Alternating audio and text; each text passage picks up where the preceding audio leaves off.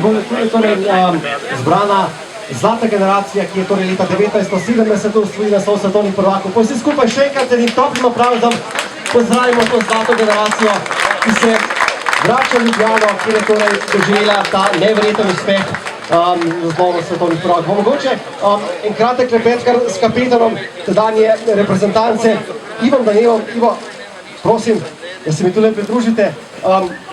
Povejte, kateri recimo vaš tisti najbolj živi spomin na tisto leto 1970 in svetovno prvenstvo v Ljubljani? Dobar dan sem skupaj. Morda nisem ta pravi, morda bi moral Boris ta prvi govoriti, ker on je bil tisti, ki je dobil tole prvenstvo, da je bilo v Ljubljani. Ampak bo še prišel na vrsto. Ja, dogodek. Res dogodek je bil, da gre... Brum je tu.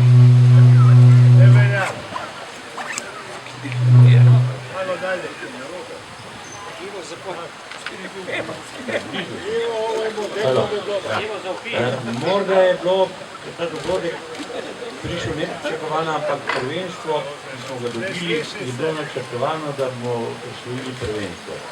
Čeprav ni bilo lahko, ko se spomnijo kolegi in Ranko, najbolj je bila tista prva tekma z Italijo, ko se ima vsa titovno prvenstvo, ko smo mi vsi tremo in smo komaj zmagali. Ampak potem so bile vse tekme boljše in boljše in na koncu, dobro, jaz nisem toliko igral, pa kolegi so bile Nikola, Rato, Tero in vsi ostali so morda več dali. Jaz sem pa dal to, kot sem mogel, ker sem imel poškodovano mišico. Drugače pa enkraten dogodek. Spominjam se, da je takrat Ljubljana, Slovenija, cela Jugoslavija živela za ta dogodek. Košarkarski živeli smo za to.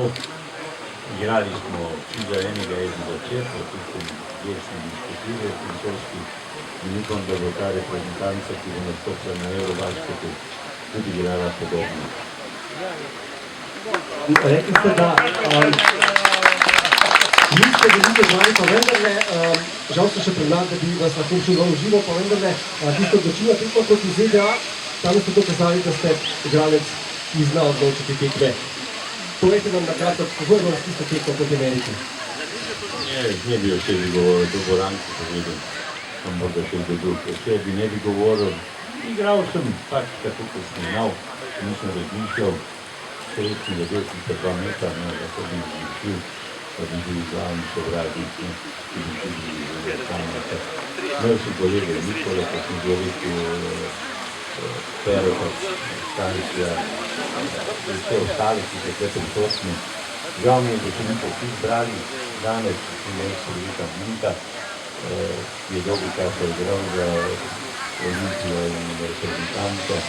Pa dobro, to je pa je, tle je čvrsto jedro, to je ekipa in njihovo srednjo, ko se družimo. Smo se že družili in se še bomo. Dobro, še recimo, jutri prejmete tudi prav posebno priznanje Zlati red za zasluge iz rok predsednika Republike Slovenije. Kaj vam pomeni v vseh teh lovorikah, nagradah in priznanjih to priznanje? Ja, to je lepo priznanje, da bi poudaril, kar bi tudi jutri poudaril. Jaz sam tega ne bi mogel doseči.